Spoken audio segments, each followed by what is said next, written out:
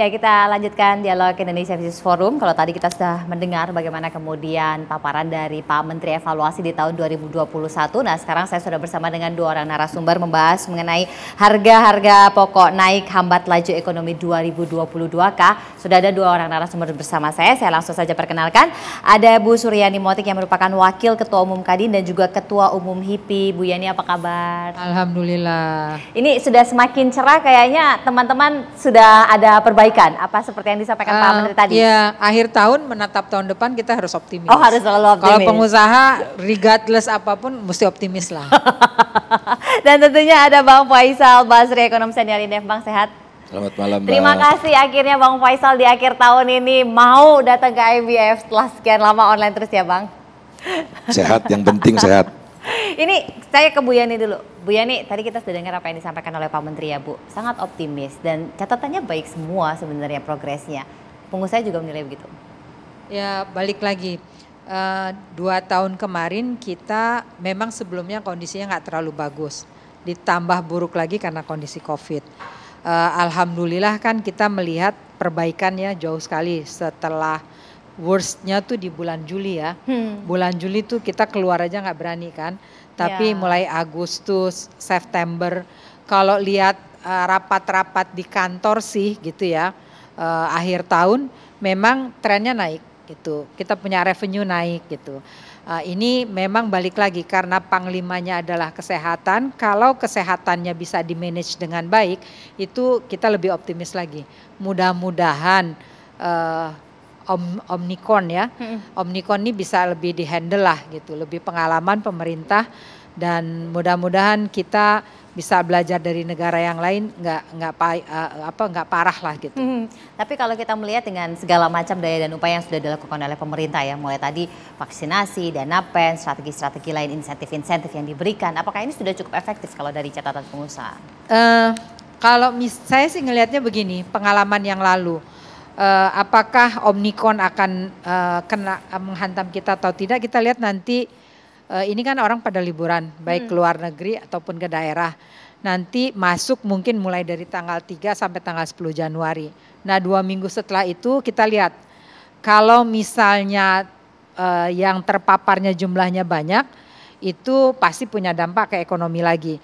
Tapi kalau yang terpapar masih bisa di-manage, di karantinanya benar-benar gitu ya, pintu masuknya nggak ada lagi sogokan, si ini boleh di rumah, si itu enggak gitu kan. Nah mungkin itu akan mengurangi gitu. Yang sudah dilakukan oleh pemerintah memang bagus gitu ya persiapan-persiapannya. Tapi ada beberapa catatan juga, misalnya kan mau ada subsidi beras. Ya berasnya beras lokal gitu kan.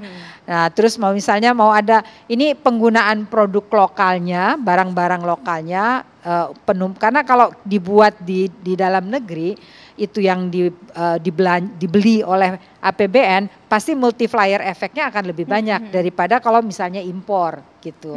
Nah saya kira itu. Nah kemarin catatan untuk ekspor juga gitu. Ekspor kan kalau komoditas ada 3 komoditas unggulan. Tapi di luar itu sebenarnya kita punya peluang juga ekspor. Teman-teman di Mamin, teman-teman di industri gitu ya. Banyak daerah dan negara lain nggak. Kayak teman saya di alat-alat elektronik rumah tangga peluangnya besar. Tapi sempat macet gitu di bulan Agustus, September, Oktober. Karena kontainernya yang tidak tersedia. Nah akhirnya bicara dengan buyer pakai harga premium. Masih untung kurang lebih gitu. Nah bisa ekspor. Nah mungkin yang seperti ini juga mesti dilihat, diantisipasi. Jadi di skala mikro ke bawahnya juga produk-produknya digunakan produk lokal. Belanja APBN-nya juga buat barang-barang lokal, dibeli dari produk lokal gitu. Nah saya nggak tahu memang online marketing, tapi kan penelitiannya Indef barangnya banyak dari Cina. Nah kalau barangnya lokal itu kan pasti multipliernya lebih tinggi. Bagaimana caranya itu kebijakan? Ini kan bicara soal kebijakan juga yang harus dicermati. Nah mau online tapi infrastruktur online-nya masih juga. Nah infrastruktur ke depan karena kita sudah bicara 5G, 4G gitu ya. Bukan hanya jalan lagi gitu, tapi digital marketing atau digital ekonomi. Kita masukkan ke knowledge ekonomi, new ekonomi, ini arahnya digital ekonomi. Ini saya kira yang juga harus menjadi perhatian utama oleh pemerintah gitu. Karena kita masih kendala banget untuk ekonomi kreatif selama lagi masa pandemi begini. Ini seminar-seminar jalan terus gitu ya. Seminar-seminar jalan terus online semuanya. Kalau sudah menyangkut 10-15 negara, IO-nya yang dapat nggak IO lokal, IO Singapura, backupnya juga dari Singapura karena katanya di kita nggak siap gitu. Nah yang begini-begini kan, ini kan mau bicara digital ekonomi, kalau infrastruktur kita enggak, kita ketinggalan lagi gitu. Cuma akhirnya slogan aja jadinya 5G gitu loh. Bang Faisal, kalau kita lihat sebenarnya ada optimisme di 2022, tetapi catatannya masih banyak ya. Apalagi berkaitan tadi disinggung lagi infrastruktur yang sepertinya kita masih belum siap, alokasi-alokasi yang belum tepat sasaran. Nah kalau dari evaluasi Bang Faisal sendiri. Tadi kan Pak Menteri bilang inflasi rendah ya. Tapi kan ada yang disembunyikan gitu.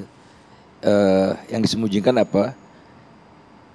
Karena sudah lebih 4 tahun harga BBM ditahan. Sudah lebih 4 tahun harga LPG ditahan. Sudah lebih 4 tahun tarif listrik ditahan.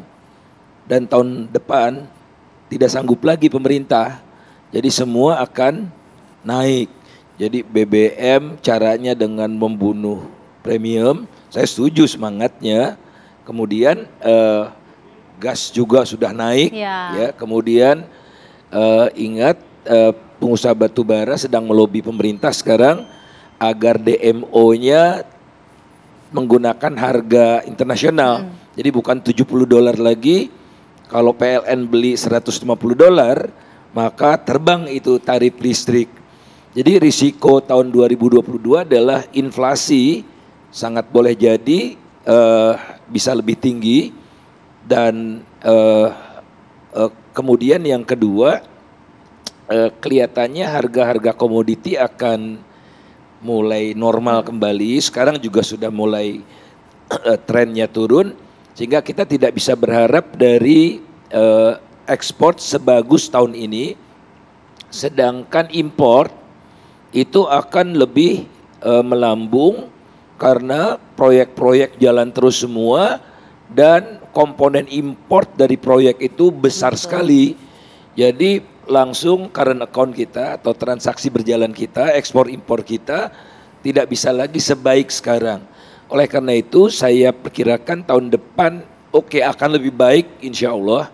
Dengan satu catatan Om Rikon ya. Karena ini kan mirip yang lalu-lalu di pertama kali ada COVID di Indonesia kan belakangan. Wah tenang Indonesia nggak ada. Nah sekarang mirip nih. Tenang Indonesia baru 46. 64 Om Rikonnya. Kemudian Singapura udah 600. Nah kenapa di Singapura udah 600 jauh lebih tinggi dari Indonesia? 10 kali dari Indonesia. Tapi tenang. Karena semua penduduknya sudah divaksin. Kita baru 40. Nah pertanyaannya kemana aja ya. Jadi sementara vaksinasi kita itu terburuk di ASEAN 5 ya. Vietnam, Kamboja itu 80%. Ya, kalau tinggi-tinggi semua. Jadi mereka lebih siap menghadapi pelonggaran itu. Kalau sudah divaksin, Omikronnya datang, efeknya kepada manusianya juga relatif mild ya. Sehingga lebih pede. Nah kalau kita nih level 1 sekarang statusnya tapi vaksinasinya ya sesuai target ya iyalah. Tapi kan common sense saja baru 40% loh gitu. Jadi risikonya tentu saja lebih besar. Jadi satu inflasi, kedua risiko, ketiga adalah harga-harga komoditi akan lebih rendah. Sehingga kedepannya tidak akan seoptimis yang disampaikan pemerintah tentu saja. Tapi kalau kita melihat catatan-catatannya ini kan baik semua ya. Sekalipun program-program yang tadi disampaikan masih ada bolong celah di mana-mana kalau dari catatan-catatan Bang Faisal dari hari ke hari. Dan ini sebenarnya masukan yang baik untuk bisa dijadikan evaluasi sebenarnya. Nah yang paling utama yang harus segera diperbaiki agar nanti target 5,22 yang dicanangkan oleh pemerintah di 2022 ini paling tidak bisa teraih, dan Bu Yani serta teman-teman paling tidak nafasnya agak panjang gitu. Apa Bang Faisal? Perbankan. Jadi saya baru cek lagi ya data-data itu. Jadi penyaluran kredit ke sektor swasta dibandingkan dengan PDB-nya, Indonesia tidak sampai 40%. China 200%, 180%, semua negara ASEAN, jangan bicara Indochina ya, semua negara ASEAN itu di atas 100%. Nah jadi bank-bank ini sampai sekarang, walaupun pidatonya sih banyak, UMKM segala macam, tapi kredit to GDP ratio kita masih di bawah 40%. Nah, jadi kredit ini, perbankan ini kan ibaratnya jantung. Jadi saya ingin mengatakan gini lah, semua baik kecuali jantung. Coba gitu. Nah, jadi kalau detak jantungnya lemah, ya gerak langkah kita juga lemah. Nah, pertanyaannya kenapa ya perbankan itu nyalurkan kreditnya sedikit? Karena lebih getol membeli surat utang pemerintah gitu. Jadi perbankan Indonesia adalah pembeli terbesar surat utang pemerintah. Jadi uang masyarakat masuk kan, uang masyarakat masuk ke perbankan, oleh perbankan dikasih kreditnya dikit tapi lebih banyak untuk membeli surat utang. Dan pemerintah senang karena utangnya naik terus. Nah inilah, jadi nggak bisa kan model pembangunan seperti ini tuh membuat ekonomi Indonesia kembali ke periode sebelum COVID. Nggak bisa. Tidak ada satupun inisiatif untuk membereskan jantung. Oke, ngeri juga. Bu Yani emang susah ya? Iya, kenyataannya memang nggak mudah gitu loh. Sekarang gini, pada saat COVID kan semua memang kita nih force major sebenarnya kan, terus bisnis pada nggak jalan. Begitu mau jalan lagi restructuring, pemerintah kucurin uang, restructure. Tapi resiko kan kita udah bahas berkali-kali, bukannya pertama kali saya teriak dari pikir awal. Udah ada perbaikan, ternyata belum. Enggak lah, sampai sekarang nggak ngocor-ngocor kredit gitu loh. Tetap aja ya tadi. Kenapa buat perbankan? Karena kinerjanya perbankan kan nggak dilihat dari seberapa banyak. Termasuk misalnya perbankannya yang BUMN punya gitu, harusnya kan dia menjadi leadingnya ya. Kalau swasta lebih hati-hati, kalau BUMN, BRI, Mandiri, BNI lakukan itu akan nolong. Jadi kriteria dari bagus misalnya KPI-nya, KPI perbankan bukannya hanya seberapa menguntungkan, tapi seberapa banyak mestinya kredit yang disalurkan.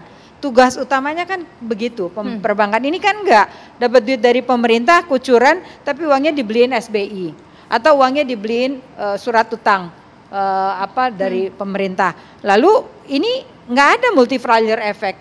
Nah pengusaha susahnya setengah mati mau cari kredit gitu. Dengan alasan ini sunset, sunrise atau bisnisnya bermasalah, ya 2 tahun ya pasti bermasalah, di semua juga bermasalah. Mana ada kita 2 tahun nggak ada jualan, terus tiba-tiba mau bermasalah, kita freeze, kita bertahan aja 2 tahun udah bagus.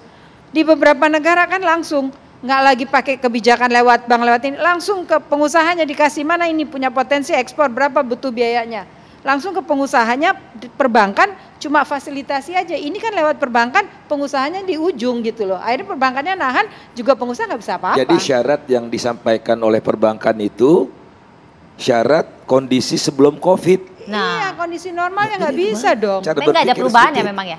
Nggak ada. Cek aja ngomong sama orang bang. Data menunjukkan sahih sekali itu.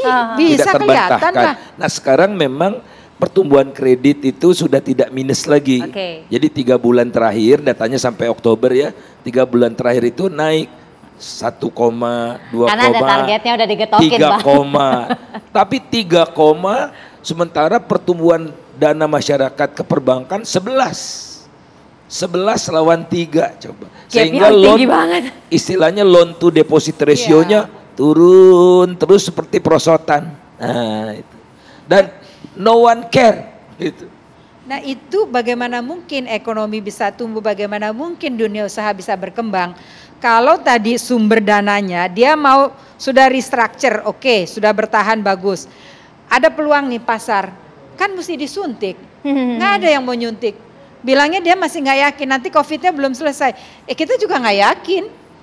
Gitu loh, tapi kan mesti ada dong resiko. Nah ini mesti skema-skema, apakah asuransinya. Nah pemerintah juga kalau kayak di Amerika kan langsung ke pengusahanya kan, nggak lewat perbankannya kan, tapi mekanismenya kan. Kan ada skema yang kemudian pemerintah di tahun lalu ini ada dibentuk IFG yang kemudian ada jaminan kredit, tapi apakah itu belum cukup juga? Tidak nampak di data. Oh, oke. Yang jelas realisasi nggak jalan. Saya nggak tahu di mana. Kalau ditanya sama teman-teman saya yang punya peluang lagi, balik lagi ke orang dulu, pinjam lewat teman-teman, gitu. Atau orang yang duitnya idle, ya udahlah invest, bunganya 2%-an sebulan, gitu. Ini kan nggak sehat, gitu.